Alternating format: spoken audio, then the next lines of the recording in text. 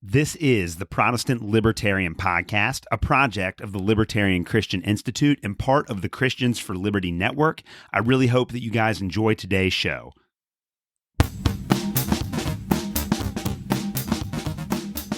All right, guys, welcome to another episode of the Protestant Libertarian Podcast. My guest today is Jeremy Kauffman. Jeremy is an entrepreneur, a libertarian activist, and the former Libertarian Senate candidate from New Hampshire.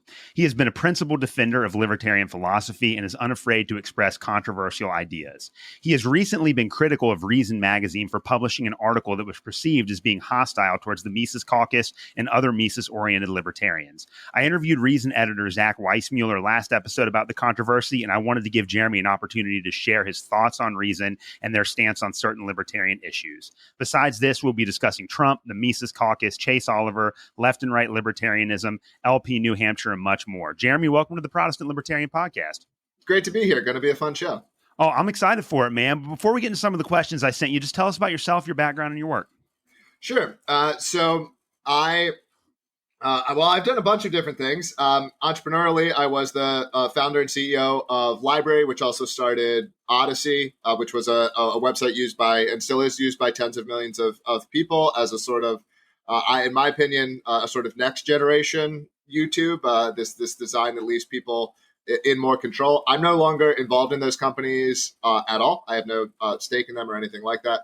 But I was one of the founders of them. Former executive director of the Free State Project here in New Hampshire. So I'm a New Hampshire supremacist. I believe that libertarians deserve a homeland and can actually win when they physically concentrate in an area.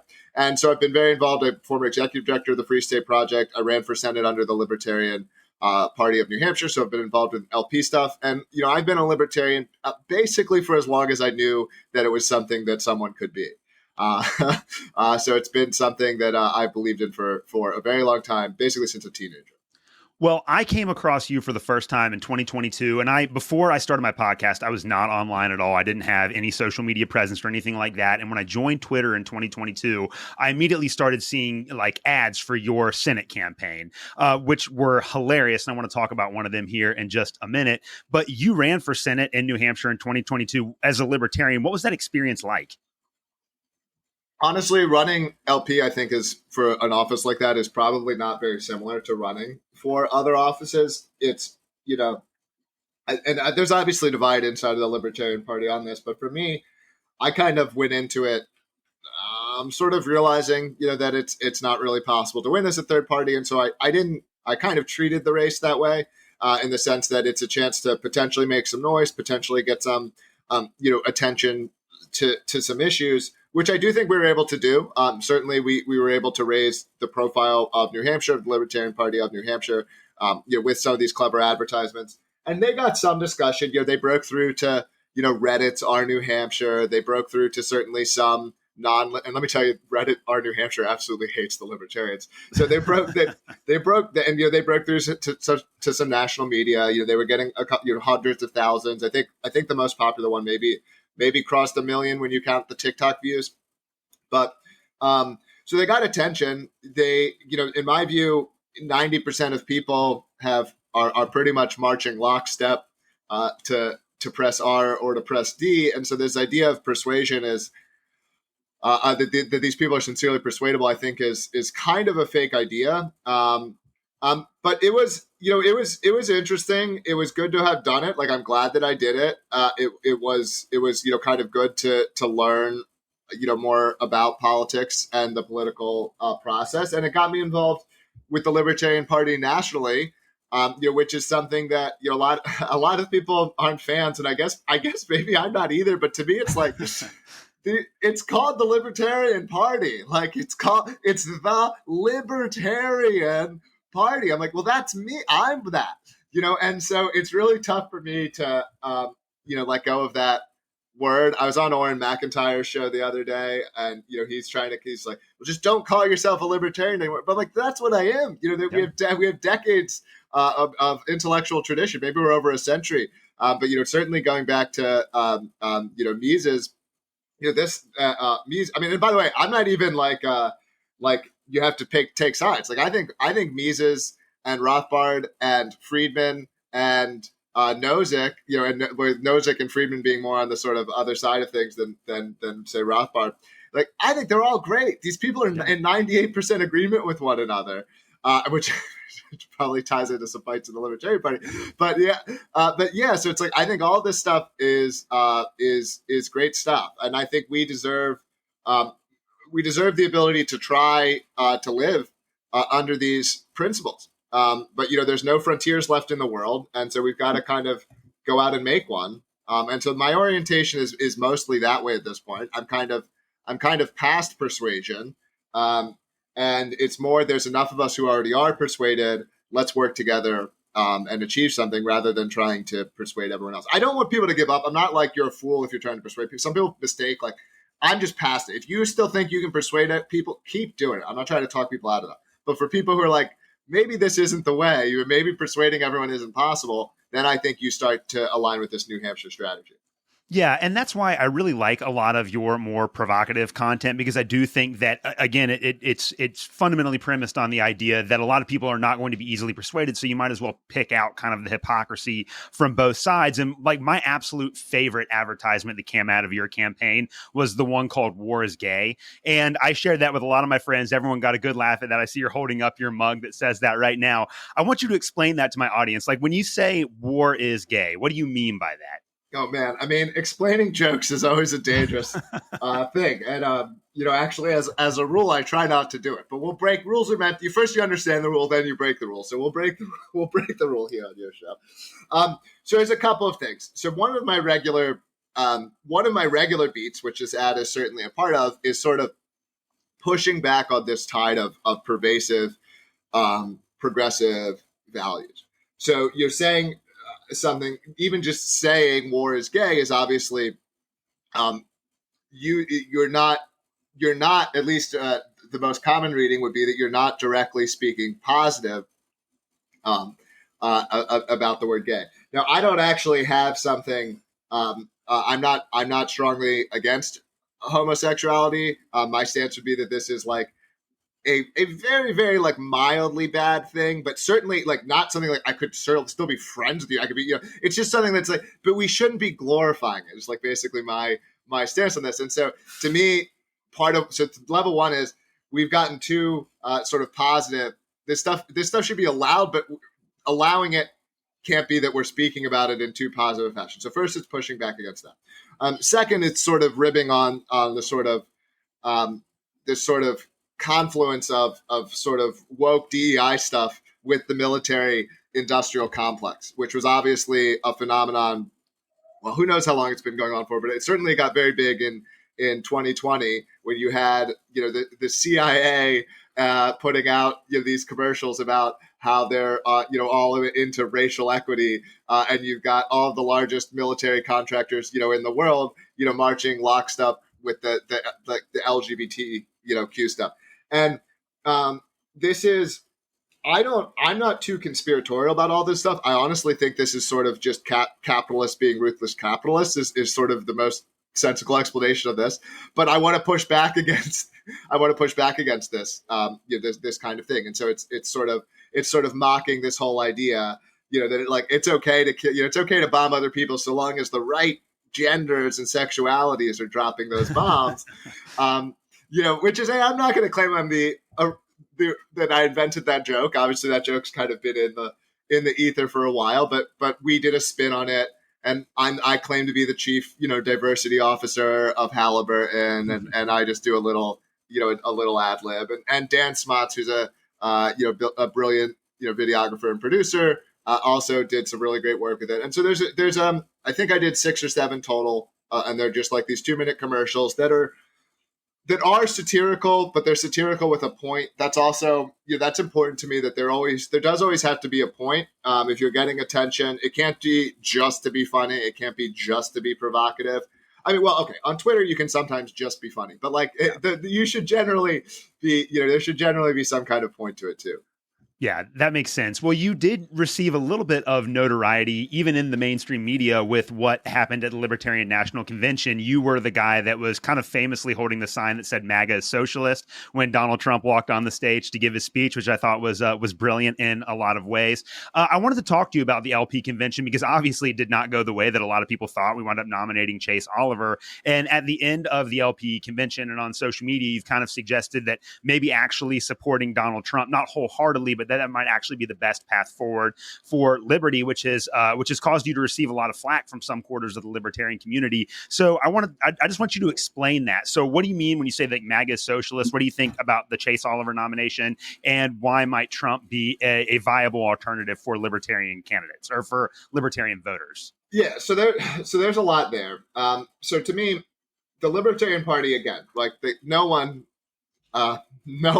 no one in the world sincerely believes that Chase Oliver can win. I don't think Chase Oliver sincerely believes that Chase Oliver can win. None of these people sincerely believe. So the question is, in what circumstances do I want to sort of be, quote, throwing my vote away? Now, you're not literally, right?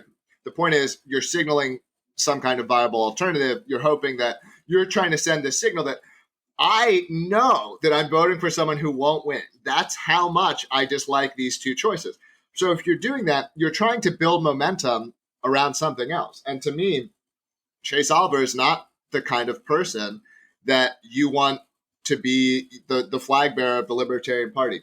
This isn't, and I want to be very clear, this some people mistake this. Like, some people even think when I call Chase a leftist that I'm saying that he's not a libertarian. I'm not saying that at all.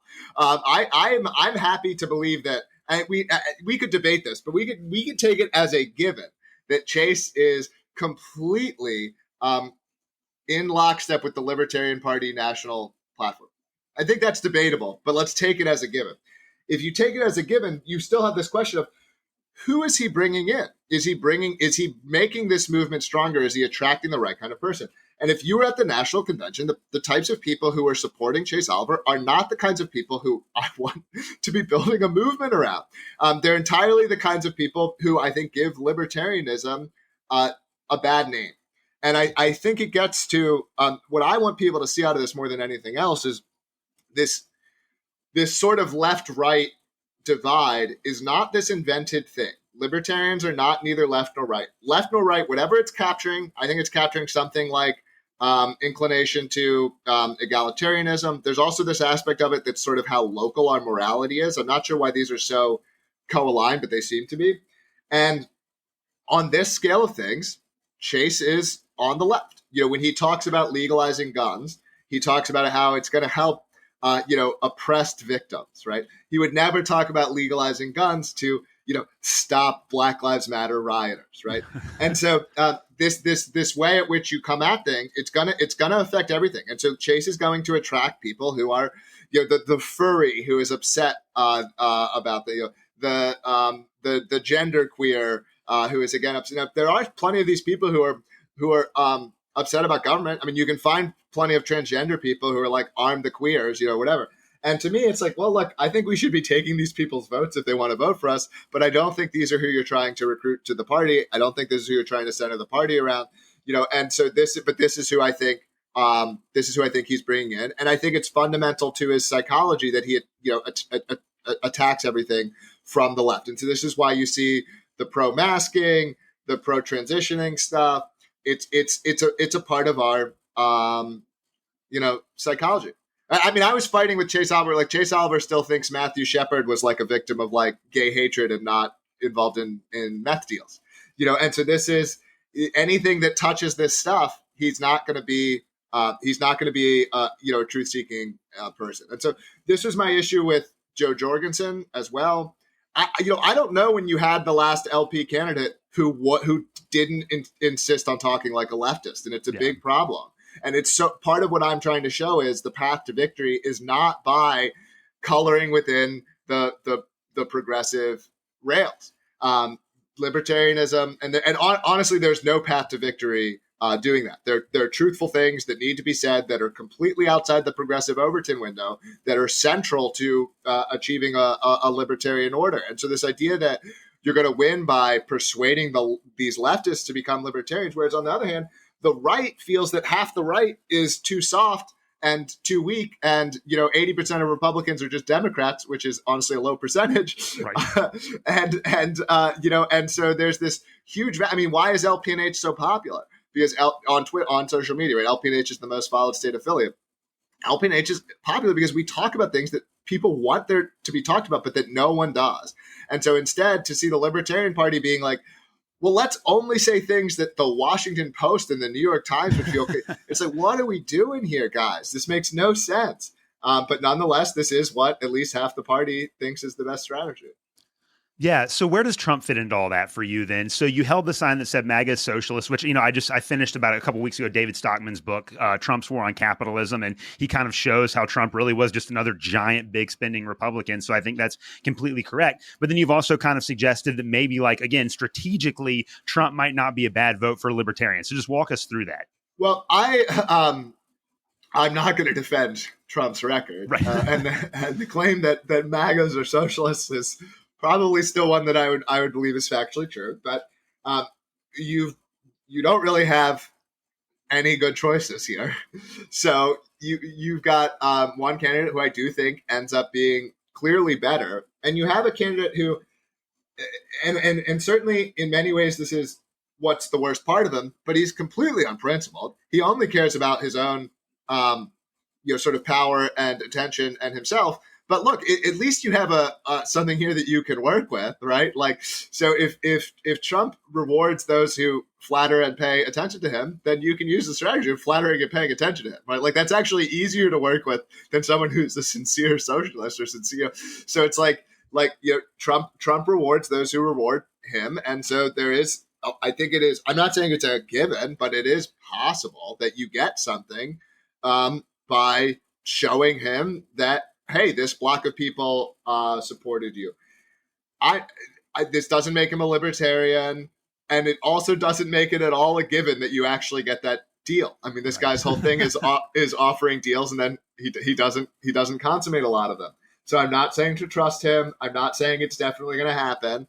But you've got Biden, who's clearly terrible, and you've got Chase Oliver, who, by supporting him, makes the Libertarian Party worse. So you don't really have much of an option here. There is, and then the other big factor here, I think, is Vivek.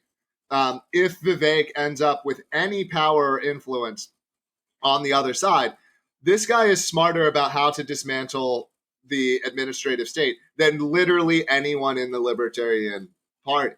Yeah. And, I'm someone who's kind of skeptical that ideas can matter, but Vivek kind of shows you that they still can, because he's out here with ideas that's like, why is no one else, even some of my favorites, like I love Massey and Rand Paul, it's like Vivek has ideas that these guys don't have. He's coming out here with ways to actually dismantle the administrative state, ways to actually, and it's really thoughtful stuff. And I can tell you, having spoken to him privately, and I'm not shy about believing that I'm a smart and educated person. This guy is on another level. I mean, he has an ability, he has a grasp of facts and understanding of things that is really on another level. And so that is another reason to be hopeful.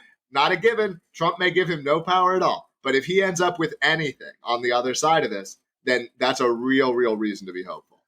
Yeah, I can see that point. Now, Reason Magazine recently, and I wanted to talk about this for a couple of minutes with you, they published an article, and this was by Liz Wolfe. And in general, I've liked a lot of her work before, and I have a lot of respect for her. But she published an article called Has the Libertarian Party Lost Its Way? That made the case that essentially people with our philosophy within the Libertarian Party were pushing it in an unhelpful direction. And I know that you online and the LP New Hampshire account were very, very critical of that argument. And you've had a lot of kind of very hostile back and forth arguments with many of the editors from Reason Magazine, which for anyone listening to this that's not familiar with libertarian social media, that's not a new phenomenon. Libertarians love arguing with each other online all the time. So it makes sense. But I wanted to get your thoughts on that article. What do you think that what do you think that article represents? And then from your perspective, where does Reason Magazine fit into kind of the libertarian intellectual ecosystem? Well, my main issue with Reason is the same issue that I have with Chase. It's mostly that you're trying to present this left version of libertarianism as the version of libertarianism, as the centrist version of libertarianism. I have no problem saying that I'm a right-wing libertarian. There are issues where I'm going to come at them as a right-wing person would. This means, for example, I have less sympathy towards the criminal, the homeless, the bum, this kind of thing. These are right-wing positions. Yeah. Libertarianism does not say, like, libertarians on both left and right libertarians can agree that the government makes the situation with the bums worse. I agree with this. Where is the locus of the blame? Do you put it on the government? Do you put it on the bum? These kinds of questions. And these get to an aspect of our psychology that's not directly related to the role of government. And what bothers me is that these people who clearly have leftist psychology either claim that they don't and claim that they're on the right, or they claim that they're the center. And this is the only thing that makes the entire thing untenable. Okay. Reason Magazine is not a business. Reason Magazine, 90% of Reason's magazine comes from donors. 90% comes from donors. It's a charity propaganda outlet. Of that 90%, the vast majority comes from 4 donors. Okay, so you basically have 4 donors funding this outlet. Now let's look at the output of this outlet. Well, we see that in the 2020 election, they had 6 Biden backers or lean Biden backers. They had 1 Trump backer. Now, credit to Reason for publishing how all their journalists vote. A lot of places wouldn't even do that in the first place. But among libertarians generally, among libertarians who have major party affiliations, there are 9 Republicans for every 1 Democrat. Yet Reason has 6 Democrats, 6 Biden backers to 1 Trump supporter. I ran the math. The odds on if you selected libertarians at random, the odds that you get 6 Biden supporters to 1 Trump supporter is around 1 in 8,000. Okay, if you're just doing a simple statistical poll without replacement. This isn't random. Like, Reason is clearly courting a certain type of person. You can go through a bunch of their journalists aren't even libertarians. They're they're lefties who want criminal justice reform. Okay, right. Where's the right wing equivalent of this on the Reason Magazine staff? Where it's some right wing guy who has some libertarian sympathies around free markets or something, or business entrepreneurship or something. You can't find it.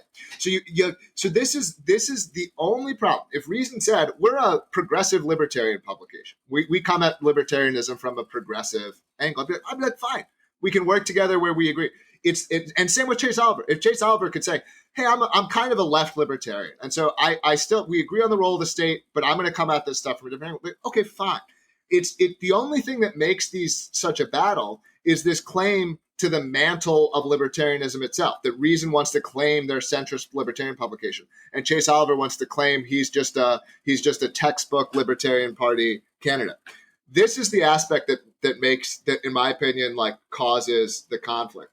And then on the Reason case, you also just get a bunch of pettiness. I mean, because these people are leftists, so because they are left, one of the things Liz Wolfe hated. LPNH was sharing some stuff from Rothbard about how just round the bums up, these rioters, just rough them up, just get them out of there. And she hated this. She thinks New York City is the most libertarian city in the world. But then it's okay, all right. So you don't you're sympathetic with Black Lives Matter ralliers. All right, fine. But then you want to be and I'm a right-wing libertarian. It's no, you're not. You're not. It's then what am I? Oh, well, you're not a libertarian at all. It's come on. It's so ridiculous. And it's if they could just be honest, then I feel so much of it would go away. But yet there seems to be very little honesty. And again, all these articles, it's the malice quote about, you can lie. What is it? You can mislead.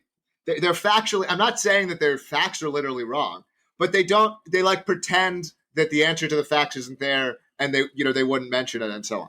And so as an example, when Reason Magazine is talking about party donations or whatever, right? There's a very simple answer that the Mises Caucus gives, which is it's not helpful to get donations and support from people who aren't libertarians. But Reason Magazine just continues to be well, there's just no defense for this. Well, the Mises Caucus has a defense, which is we don't want people in the Libertarian Party who aren't libertarians. Getting $100,000 a year from a guy who wants to actively support Libertarian Party candidates who don't adhere to libertarian principles, who want to call Ron Paul, a racist, there's no point in having these people in the party. And to me, this is a major problem with political parties generally. You want to start with some atom of people who hold this coherent set of beliefs, and you're trying to have some kind of litmus test that keeps it, because libertarianism is unlike other political parties. It's not just the vehicle. It's supposed to have this coherent set of principles. And so what you would want to have is this coherent set of principles. And I'm pulling in people who are only, maybe you get your one or two exceptions, but they've got to be 95, 98% aligned with this set of principles. There's just no way for the party to do this. And so, you get candidates who say, oh, the Libertarian Party, that's the party for, if you want legal weed and slightly lower taxes, join the Libertarian Party. We had Justin Amash as our standard bearer for a while. He was going around saying, hey, if you support a UBI, join the Libertarian Party. And it's like, this isn't helpful. This might get your numbers up a little bit in the short term, but if you have a party full of people who support UBIs, you don't have a Libertarian Party. And so, like, it's not helpful to make the numbers grow. It's only helpful to make the numbers go up if you're actually recruiting and attracting people who are sufficiently libertarian. And so there have been people that the party has had people who have made the numbers go up by recruiting and selling libertarianism as something that it's not. So to me, like I think the Mises Caucus is not all. The Mises Caucus does some of what I'm complaining about the left from the other side, right? The Mises Caucus also wants to pretend that they're centrist libertarians. It's like, no, guys, you're right-wing libertarians. That's the difference. And so I don't like, and also, right, and this is why you need to explicitly say you're right-wing. Like, LP&H got in trouble with the Mises Caucus for being too right-wing. Like we were talking about racial issues and stuff like this, and the Mises Caucus didn't like it because they were trying to play to the center. And so to me, I think the Mises Caucus should be where the Libertarian Party generally, these people need to acknowledge that we're not neither left nor right. Maybe there's some of us in the center. I'm not saying you're firmly in one camp or the other. It's a normally distributed variable, so there probably are people clustered more towards the center. But it's not something we're above. The Mises Caucus is for people who who are right-wing libertarians, and that should be their sole organizing focus. This is a group for right-wing libertarians. If you're a right-wing libertarian, come and join the caucus and come and join the coalition. I think this was the mistake that they made. They tried to make it something other than this, but that's what it should be. And if both parties can acknowledge their sides, then maybe there's a chance of working together. If they can't, which they don't seem to be able to, then you're probably stuck with the struggle, kind of ongoing. No, I completely agree with your perspective on that. And for me, like, I grew up like, in my teenage years, I was a very conservative in terms of my social behavior and my values, very conservative Christian. But I also have never believed that like I had the right to impose my values on other people, especially people that weren't Christians. So even in high school, like, I graduated in 2007. This was when all the LGB, it wasn't even the LGBT back then. It was just the LGB back then. But this is when all of that activism was really coming to the fore. And as a Christian, I had and still have very traditional views about sexuality and marriage, but I never felt that I should try to make that illegal. Like, it just didn't make sense to me. And when I became a libertarian in 2016, I found Reason Magazine, and I read Reason Magazine for a long time. And I was always kind of like, yeah, I agree with them philosophically, but I was kind of like it's like you were saying, I was uncomfortable with a lot of their cultural positioning. And it wasn't until 2020 when I started reading like Hayek and Rothbard and Mises for the first time that I realized that there was actually a difference between left-wing and right-wing libertarianism. And this is especially true in Murray Rothbard's work. I think he was the one that really opened my eyes to this. So I think in order to understand kind of the conflict between like our side of the Libertarian Party, maybe the Reason side, we have to talk about that left-right split within libertarianism. And you've kind of alluded to a lot of this before, but I just want you to break this down for us, because I think there might be a lot of people in my audience that have never thought about it like this. Like, is it just that left-right split within libertarianism? Is it just perceived cultural values? Is it the issues that they tend to emphasize? How do you see that breakdown work? Okay, so I see left-rightism as, and it's unfortunate because it kind of conflates several underlying values and principles. And in my case, I hold some of them, but not all of them. As a joke, I actually sometimes call myself a right-wing progressive, but that's more just to troll people. So I see right-wing, left-wing as including a couple of different things. And they tend to correlate. But the biggest factor is this inclination to egalitarianism. How egalitarian are you? That is, how equal do you think people are, sort of both in their natures, and then this is why I think it relates to this sort of moral circles. It also seems to relate to how you weigh the relative moral worth of strangers, people far away from you, animals, this kind of thing, versus family, friends, community. And again, this isn't a binary. We should again think of this as a distribution. But and part of what makes me right wing is like I'm very much. I was talking to Karen Ann Harless about this, and it was a great discussion. It was actually very healthy. Where it's like, okay, this is a difference of our psychology. Like to me, it's like if there are a bunch of people in like China had to die to like save my friends. I'm not saying I would like literally kill them, but like I don't care. I care about Whereas like I care much more about the people. The moral worth of my neighbor, even if I don't know him very well, is like substantially higher than the moral worth of and so even like just someone in my zip code is like substantially higher than someone in. But this is if you're on the left, this could be an area of disagreement.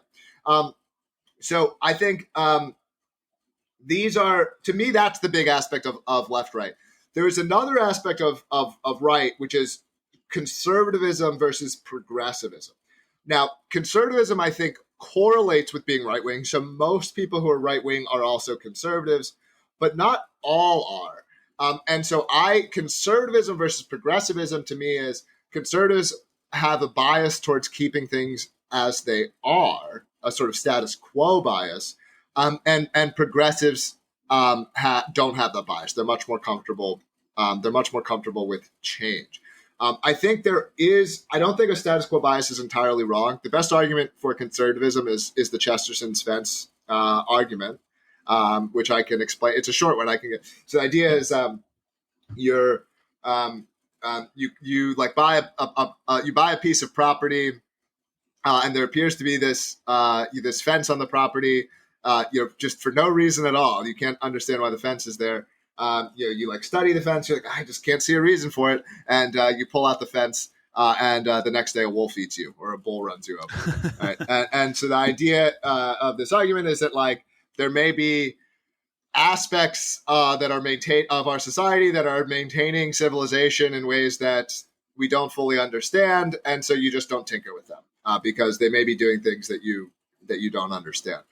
I don't entirely buy this argument, but I do think there's something to it, and I think it is the best argument for conservatism that exists.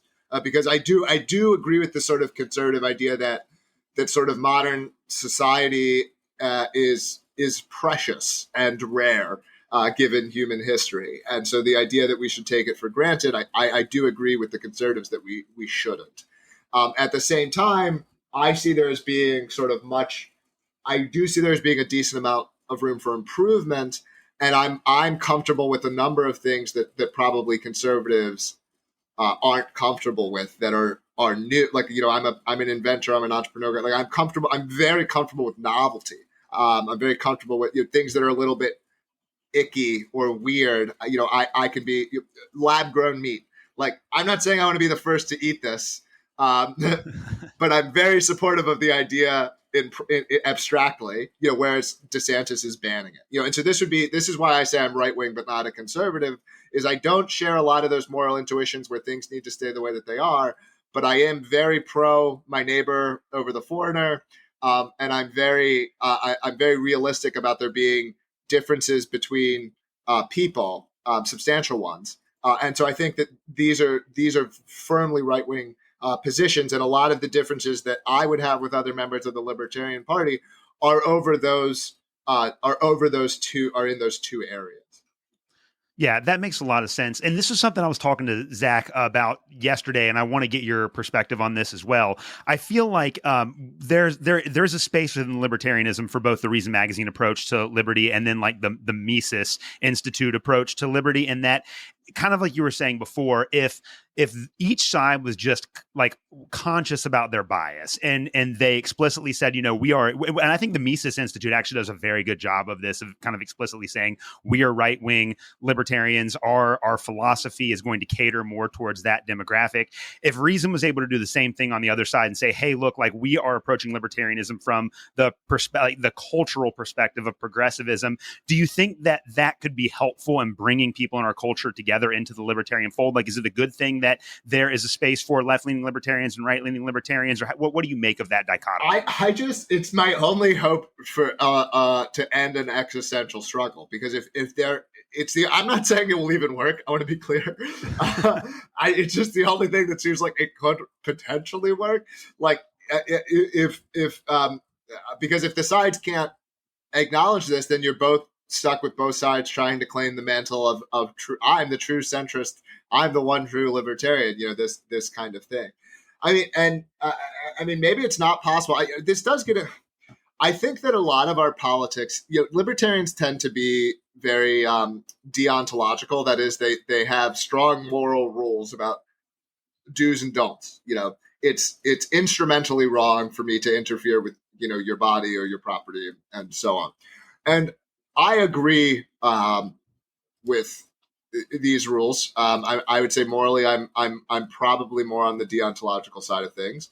But like at the same time, we ultimately believe these things because of the outcomes, right? Like no matter how deontological you are, like if all of a sudden your moral rules were put into practice and like the world was burning, and everyone was starving to death. Like, I don't know, maybe there are probably some libertarians who'd be like, it would still be right. But like, I can't go that far. Right. I believe that I believe that if we follow these principles, ultimately, like the point of following the principles is ultimately to get better outcomes. And so I think the Libertarian Party does attract, like the sort of, I actually didn't get it until I was more involved with the Libertarian Party, but like the criticism of the other bunch of libertines, like that faction does exist. It's a minority faction. It's not the majority of the party, but like that faction does exist. And these people are libertarians because on the other side of a libertarian order, like they're not concerned about entrepreneur, like they're not worried that Elon Musk, can't go to Mars. Like they're worried that they can't,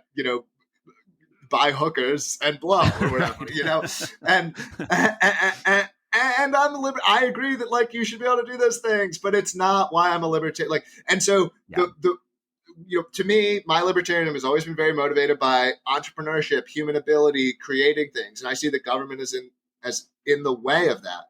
Other people have different problems and different issues, with the government. And by the way, and it's like, I've always agreed with the criticism that you should be allowed to do heroin, but that's like not what animates, like that's not getting me. That's not what's animating me. I can agree intellectually.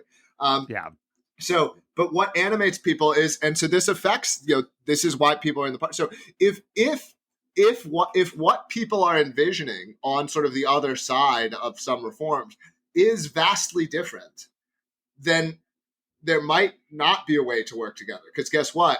Even if you work together temporarily, one of you is going to end up being right, and then it's just going to be a struggle again. So I have considered, I don't know if I even like this idea, but I'll put it out there because I'm curious on getting reactions to it. Like one of the ideas that I had was, in addition to having your set of principles, which the party clearly has, is it could have what in software would be called unit tests. Like basically, these are the specific tests that the principles must imply. Because I think this relates to this idea of what's the benefit of persuading someone if they don't truly believe the thing. And there's this way of persuading someone that's like, oh, don't you believe in freedom and liberty and justice? And the people are like, oh, I love freedom and liberty and justice. I love that stuff. Freedom and liberty, I'll take it all. I'll take 10. But it's like, if what that concept in that person's brain is vastly different than the concepts in your brain, you didn't achieve anything. In fact, you arguably achieved something counterproductive, because now you've got two people who think they agree, but who don't. And so the Libertarian Party and political movements generally have at times pursued strategies of, we'll use abstract language to get people to agree to the abstract language. And then like later we'll reveal that the abstract language means something, or the hope. I don't even know what that second step is. And it might work. Like it does work. Sometimes you can get people to like put on a uniform and be like, yeah, I'm an X. And then later you tell them that X implies Y, and they just go along with it. So maybe it's a good strategy. Yeah. I don't know. But that to me appears to be what's happening. And so, it would be like the Libertarian Party will write some bylaw. It's like, we're against child abuse.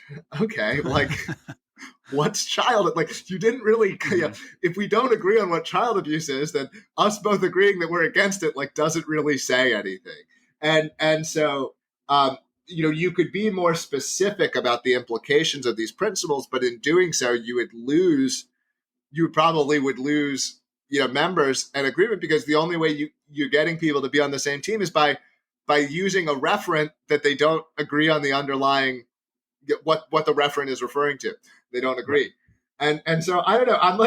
I don't know what the answer to all this is. This is more like a phenomenon that I've observed, and I don't have some prescription here. But it seems like it probably doesn't work, I guess, to go around doing this. Yeah. The other issue that Liz brings up in her argument, and Zach and I talked about this a little bit yesterday too, was the messaging coming out of state affiliates like LP New Hampshire. And obviously the Libertarian Party of New Hampshire's messaging has been very controversial for a lot of people. And as I was explaining it to him on the show yesterday, personally, I would never post any of that stuff on my own page, but I understand the logic behind that kind of posting. And we talked about the Meghan McCain, the infamous Meghan McCain post where Meghan McCain, it's the picture of Meghan McCain standing over John McCain's casket crying, and LP New Hampshire put out the picture that said Happy Holidays. And for me, it was jarring to see it at first, but then as you look through the comments and you realize that the majority of people that are complaining about it are complaining about how offensive that would be to Meghan McCain, but then not really realizing that John McCain's foreign policy literally led to the deaths of millions of people. I feel like that messaging can do a great job of just exposing the hypocrisy for the average American's political philosophy. So I wanted to talk to you about that messaging. And when I talked to Zach, he said that he thought that ultimately that did more harm than good because it pushed people from the center away from these ideas. But I take it that that's not going to be your perspective on that. So just what's the rationale behind that kind of very bold and in your face and almost deliberately offensive messaging? Again, knowing that I do think that there's definitely a place for that, and I think that it can be effective. Well, sure. Zach's operating under the worldview that everyone is genuinely persuadable and that these are just genuine differences of fact, and it's just a matter of better arguments. And this is just completely fake. It's been proven by the last 50 years. Humans have different, and this is what makes me, I think, to me, this is a very right-wing belief, because the left wing hates this stuff. We have, whether it's biological or upbringing, by the time that we're adults, we differ substantially in our moral values, our reasoning faculties, and all kinds of things. And the reason that libertarians have not won is because most people are just not natural libertarians. And so the reason strategy is the strategy that I've been attacking, which is, well, if you use generic enough language and you talk to them in precisely the right way, you can get them to kind of be okay with it, but they wouldn't be okay with any of the implications as soon as they had to face any of the implications. And so the strategy that LPNH is instead taking is trying to show people that we're trying to transform values rather than trying to meet people where their values are. We're trying to say that there's this other set of values that is possible, and we're trying to consistently stay within that set of values. And that set of values says that basically every elected politician is a terrible and awful person. You should regard them morally as evil as rapists and murderers. Your religion may not allow this, but if I saw the vast majority of congressmen bleeding out in the street, I would not call to help them, and I would step over their bodies. I believe that they are that bad of people. This is a out there belief. Okay, most people do not feel this way, and this is why when we talk about, but we are trying to pull people into a different set of values. And so part of what we try to do is always communicate within that set of values, even when it's, and honestly, at times even going out of the way, to take that position when it's unpopular, because we're trying to build that kernel of people who believe in the values strongly. And we believe that by getting enough of that kernel, what actually persuades the normie is everyone else being persuaded. This is the other part that libertarians miss. And this is going to sound like a bit of a chicken and egg thing. It's not. 80% of people just want to believe what everyone else believes, right? And this is why having an outsized minority that doesn't move can work. And honestly, LPNH, I will say, you can see this even with all the fighting over this. LPNH has clearly pulled the mean posting strategy towards it, right? People are much more comfortable with with this kind of viciousness than they were a couple of years ago. And it's because we started doing it and we didn't budge, right? Like people would fight and there'd be all this writing about it. And we were just like, we're just going to keep doing it. And I'm not saying that therefore everyone agrees with us now or anything like that, but clearly there are more people who do agree with us, and we pull those people, into our circles, right? And that's what it's about. The more that we get people who are fully within this worldview, like that's what we need. And we're trying to pull people who are all the way there, as many people into that kernel who are all the way there. And that's what we're trying to do, right? Of course, and LP&H is entirely aligned with the Free State strategy. And so I can get, at times, we're not always acting the most like a political party, probably, and that's maybe a fair criticism. But we see there as being an important space to fill here in being all the way there. Because we also pull Republican. This is another thing people don't realize is like there's this whole faction of Republicans inside of the New Hampshire GOP that are very, very aligned with libertarians, and they don't have a voice, they don't have a channel, and they also can't explicitly organize with our party because they're in the Republican Party. And so we can be representing positions, we can be holding their party accountable, we can be continuing to be that purist thing to prevent drift and to present that other aspect of the Republican Party. So it's like, what's funny is we get like some libertarian in like Oklahoma will like, you're ruining what we're doing here. I'm like, we have a dozen elected libertarian state reps who are like, keep tweeting that stuff. So it's like, I don't, maybe you should join us, I'm not saying that, by the way, I will also say, I don't think we've gotten it right 100% of the time. I think we have occasionally made mistakes. What we're doing is hard. Like we're explicitly trying to push the Overton window, and we're trying to do that in the right way and not the wrong way.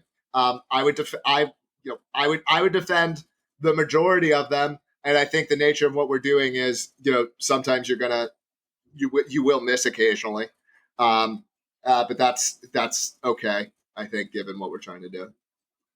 Yeah, you've expressed some pessimism about our ability as libertarians to convince the average American that our values are superior to those that are on offer by the left and the right. Now, I think some of this might be geographical because where I'm at in Kentucky, like now I do know some radical progressives, but they're almost all like millennials that are younger than me. But like the majority of Democrats that I know here in Kentucky are comfortable with owning guns. They don't really want the government to own the means of production. They don't like a lot of the LGBTQ and identitarian politic issues. They just kind of believe because of their public school education that the government needs to have a role. But I noticed that when I talk to a lot of my super conservative friends and kind of explain to them some like the anti-war stuff and the Federal Reserve, they're all like, that makes a lot of sense. And I know that I've pushed some of my conservative friends into the libertarian camp, and even some of my Democrat friends, when we talk about politics and economics in particular, they're like, what you're saying makes sense. And I feel like they're more open to these ideas than ever before. Now, that might just be that I live in Kentucky and maybe it's just a cultural value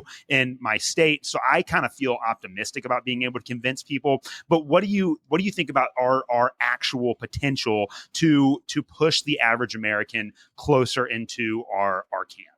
I don't think it's entirely fake. I don't think it's entirely real though either. I think it's ultimately very hard. I mean, right, if you talk about like how, right, we're not talking about marginal change, right? We have programs like Social Security.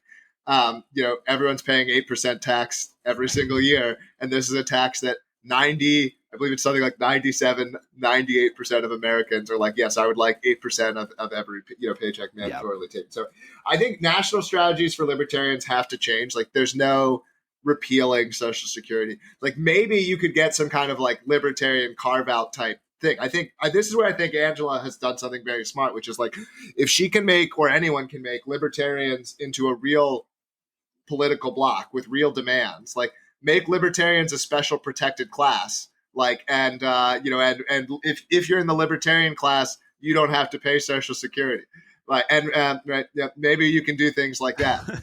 I think the part of the problem is it gets part of the left versus right and libertarian thing. I think it relates to some of the psychological aspects we were talking about earlier, which is there are some real leftists who mean what they say, and they actually are just concerned about lifting people up. And these kinds of leftists can occasionally make good libertarians. They appreciate that free markets create wealth for everyone, and therefore everyone would be better off. And so on. In my experience, a lot of what motivates leftism is this sort of leveling impulse, this power, this egalitarian impulse. And so, right, this is why you see leftists so concerned even today about the wealthy and the poor. By any absolute standard, the poor in America live like kings, right? These people have a lifestyle that if you went back in time just a couple hundred years, let alone farther, like would be absolute elite lifestyles, right? And so, but there's almost no appreciation for this. Similarly, why is the left so concerned about the environment? It's not actually concern about the environment. It's this leveling impulse. And so once you start to see this, so much of leftism is ultimately how do we level people? And it's just backwards reasoning to how we level people. You occasionally meet leftists for whom that's not true, and those leftists can become proper libertarians. But for most leftism, it's about leveling and equality, and free markets aren't going to do that. They're not going. They're going to lift up the bottom, but they're not going to create a world in which power distances are compressed. They're most likely going to exacerbate income inequality and these kinds of things. And this is hard for the libertarian to get. And the left, because the leftists will never say it explicitly, but they really will trade off prosperity for equality. That is, if they have to give up prosperity for everyone, but it makes people more compressed, that is a trade that they want to take. They can't say it, but that's what their psychology says that they should take. And that's a very difficult thing to work with. They're also inclined towards universalism, which, and again, my version of libertarianism is like anti-universalism. It's all private property, local order, and so you get a lot of diversity, whereas they trend towards universalism. Conservatives, I see more ability to work with conservatives because the morality is local. So if you can get the conservative to see, look, you're not going to win nationally. You're not going to have a nationwide abortion ban. You're not going to have a nationwide, we're not going to go back nationwide on these things. But libertarianism gives you an avenue to have that locally. So if you wanted to have a local society where those things aren't allowed, if you adopt libertarianism, you could get that. And maybe that's also because libertarians have sort of been marching through the New Hampshire Republican Party, and so there's been pressure and arguments coming from all sides. But I find there to be more to work with there where, hey, look, I don't necessarily agree with some of the rules that the conservative would want locally. But to me, if we get all that stuff all the way down to the local level, we've won. If we get the drug war and all this stuff and it's all municipal level fights, that's basically libertarianism to me. Yeah. And so if you can, that's where I see there is room to work with the conservative, and because you can also get the conservative to say, hey, look, it's the federal government that's inhibiting these kinds of things. I live in the largest city in New Hampshire. We have a Republican mayor. For 8 years, we've had homeless encampments in a couple of areas in the city. The Supreme Court ruling came down, and 4 days later, the Supreme Court ruling came down saying cities could remove these. It wasn't a violation of the Constitution. And and 4 days later, my city had updated their ordinances and kicked them all out. 4 days after the ruling. So for 8 years, the citizens of Manchester, New Hampshire were suffering under the federal government forcing homeless people to camp on their streets. Right. And so like this is getting conservatives to see this kind of, and I'm not saying it's a tough argument. Like they often don't even know the facts. Getting conservatives to see this kind of stuff, I see there as being much more to work with there. But I'm not saying it has to be conservatives. As I said, I have met progressive libertarians who I believe are good libertarians. I've met left libertarians who I believe are good libertarians. It just has to be coupled with that, that awareness of these differences. And by the way, I've been attacking the left a lot. I will say for the right-wing libertarians, it is also good if we can recognize what's different about us and not just insist that we're the true libertarians as well. So I will put that message both ways, that it's good for us to acknowledge it. Yeah, that makes sense. I got a couple more questions for you before I let you go today. I want you to talk to us about the Free State Project in New Hampshire. This is something that, in Kentucky, we pride ourselves on having Thomas Massie, and I actually live in his district, so I get to vote for him, which is great. And then we have Rand Paul as well. We have a terrible governor, but, the two, I would say, arguably the most libertarian person in the Senate and the most libertarian person in the House, both come from our state. But in New Hampshire, you guys are on a different level when it comes to spreading liberty politically. And I was explaining the Free State movement to my wife a couple of weeks ago, who's a libertarian but doesn't really follow these internal politics, and she was very impressed by what you've accomplished. So for my audience, just talk about the Free State Project. What's that all about? Well, so the idea is that libertarians have been losing forever. In fact, it was actually started around 20 years ago, and the opening paragraph of the essay was this guy Jason Sorens saying he would bet his entire net worth that the Libertarian Party would not crack 5% in the next 20 years, and the country would not get more libertarian. And he was essentially entirely correct. But there are enough of us. There are millions of us who hold these beliefs, and millions of people generally putting their resources, assuming they have some resources, should be able to find some space on Earth to live as they desire. It's a very large Earth, and so the idea is that simple: concentrate libertarians in one place, the state of New Hampshire, and take over as much as we can. We have there are 40 explicit free staters, 40 or so explicit free staters in the state house. There are around 100 who score as libertarian as Gary Johnson. We have this third-party group called the New Hampshire Liberty Alliance. They give an exact numerical score of what percentage of time they voted the libertarian way, and so we've got around 100 state reps who vote libertarian at least 90% of the time. We have our first state senator. We have the House Majority Leader. We have Lily Ting Williams, who will hopefully become our first congressman. I will admit, you guys are winning on the national level. I am honest enough. I am honest enough to say I am quite jealous of Thomas Massie and Rand Paul. I've been trying to meme Thomas Massie into becoming king of the United States to mixed results, I would say. But I feel like I'm winning him over. So if I keep saying it, maybe we'll persuade him all the way, go all the way there. So that's the idea. I'd say that it has been working, and I would say also, to me, you get benefits immediately, whether the whole thing works or not. I mean, I would hope it does, but just having the density of libertarians here, we have networks of private libertarian clubhouses. I went to a 4th of July gathering with 70 libertarians, and you're raising kids in this kind of culture. It's just a lot different because libertarians, again, and this also is part of what shows there being something a little bit different about our psychology. You go to an event with 70 libertarians, I can promise you, I did not have nothing but libertarians for friends when I lived in Philadelphia. I had actually, if anything, more progressive circles of friends. And it's very different. The events are very different. The attitudes of people are very different. So there's a lot that can, when you're raising your kids in this kind of environment, or even just socializing in this kind of environment, it has a lot to offer. It's psychologically relieving for yourself and for your children. It offers some things that I'm not going to say there's nowhere else in the country you can get it, but there's probably very few places.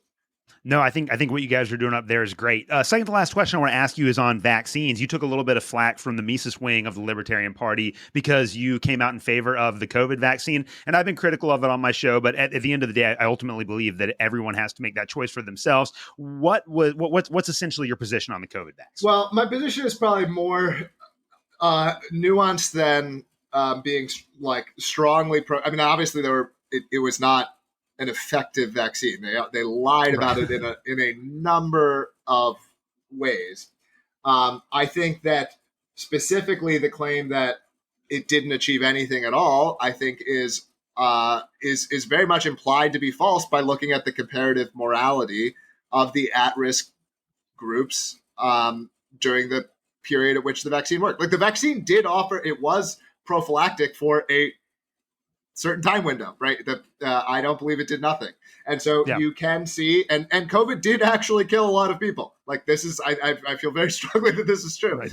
And so, I mean, this can get annoying to me at times where I feel like I have a science background. I'm not trying to make this you need credentials to evaluate this stuff. You could be a high school student and evaluate this stuff. But I have a hard science and a hard math background.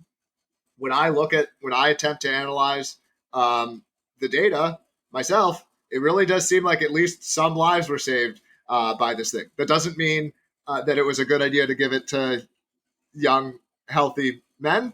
That doesn't mean that was a good idea. But if you want to make the specific claim that were elderly people being saved by the COVID vaccine in late 2020 into early 2021, I really don't see how people can look at this data and reach another conclusion. I just don't. And so I would like.